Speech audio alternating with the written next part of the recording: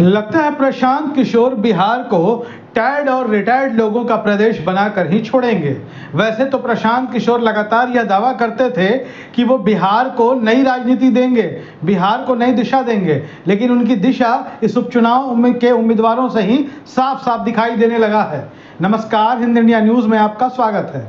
दरअसल बिहार में 4 विधानसभा की सीटों पर उपचुनाव होना है और इन उपचुनावों को लेकर प्रशांत किशोर भी खासे उत्साहित है। विशेष तौर पर बात करें तो बिहार की मीडिया भी बहुत ज्यादा उत्साहित नजर आती है, क्योंकि यहीं पर प्रशांत किशोर और उनकी पार्टी जन स्वराज का पहला पॉलिटिकल डेब्यू होना है। दरअसल प्रशांत किशोर बड़े दावे के साथ कहते हैं कि इन्हीं चारों सीटों के उपचुनाव से वो बिहार की राजनीति का खाका तैयार कर देंगे, 2025 के बिहार विधानसभा चुनाव का ट्रेंड सेट कर देंगे। 1 साल का इंतजार नहीं करना पड़ेगा और इन्हीं 4 विधानसभा सीटों के उपचुनाव के जो नतीजे आएंगे उससे यह साफ हो जाएंगे कि बिहार में राजनीतिक व्यवस्था में बड़ा बदलाव आने जा रहा है। हालांकि प्रशांत किशोर भी दूसरे नेताओं की तरह ही दावा कर रहे हैं। इन दावों में कितनी सच्चाई है और दावे कितने हकीकत में तब्दील होंगे ये तो चुनाव के नतीजे ही बताएंगे। लेकिन फिलहाल आपको बताते हैं कि जिन 4 सीटों पर उपचुनाव होने वाले हैं उनमें से 2 सीटों पर उम्मीदवार लगभग तय हो चुके हैं।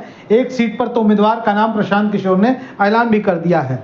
बिहार के पुराने शाहाबाद जिले, कह सकते हैं कि आरा जिले की तरारी सीट से एसके सिंह जो रिटायर्ड लेफ्टिनेंट जनरल हैं उनको अपना उम्मीदवार घोषित कर दिया है प्रशांत किशोर की पार्टी जन स्वराज ने।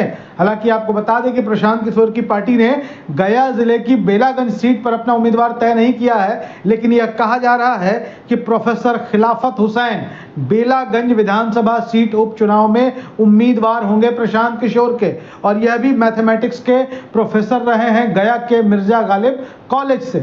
अब यह बात सबके जहन में आने लगा है कि प्रशांत किशोर ने अपनी पार्टी का गठन किया 2 अक्टूबर को गांधी जयंती के दिन पटना में, और पटना में युवाओं की अच्छी खासी भीड़ दिखाई पड़ी। एक नए राजनीतिक दल के गठन में जितनी भीड़ होनी चाहिए प्रशांत किशोर ने कहीं उससे ज्यादा भीड़ दिखाई, इसमें कोई दो राय नहीं है। लेकिन उनके उम्मीदवार रिटायर्ड लोग दिखाई दे रहे हैं, नौकरी पेशा लोग जिन्होंने पूरी जिंदगी नौकरी की, अब नौकरी से रिटायर होकर वो राजनीति में आ रहे हैं। क्या प्रशांत किशोर ऐसे ही बिहार में बदलाव लाएंगे? क्या टायर्ड और रिटायर्ड लोग बिहार की राजनीति को बदल कर रख देंगे? अब आपको बताते हैं कि दरअसल बिहार की हकीकत क्या है। बिहार में सरकार 30-35 सालों से चाहे जिस पार्टी की भी रही हो, लेकिन बिहार में पलायन इतना तेज हुआ, बिहार में पलायन इतनी जोरों से हुआ कि आज बिहार सिर्फ बुजुर्गों का प्रदेश बनकर रह गया है। आप बिहार की राजधानी पटना में चले जाएं, पटना के किसी इलाके गली में चले जाएं, या तो वहां पढ़ने वाले बच्चे नजर आते हैं या फिर बुजुर्ग दंपति नजर आते हैं, क्योंकि जो पढ़ाई करने के बाद जो कमाने वाला वर्ग है वो पुणे, बेंगलोर, दिल्ली, हैदराबाद जैसे शहरों की ओर पलायन कर चुका है। और बिहार की राजधानी पटना का हाल यह है कि युवा दंपति यहाँ कम ही दिखाई पड़ते हैं। पढ़ाई के लिए लोग रह लेते हैं पटना में, लेकिन पढ़ाई के बाद कोई यहाँ नहीं रहता।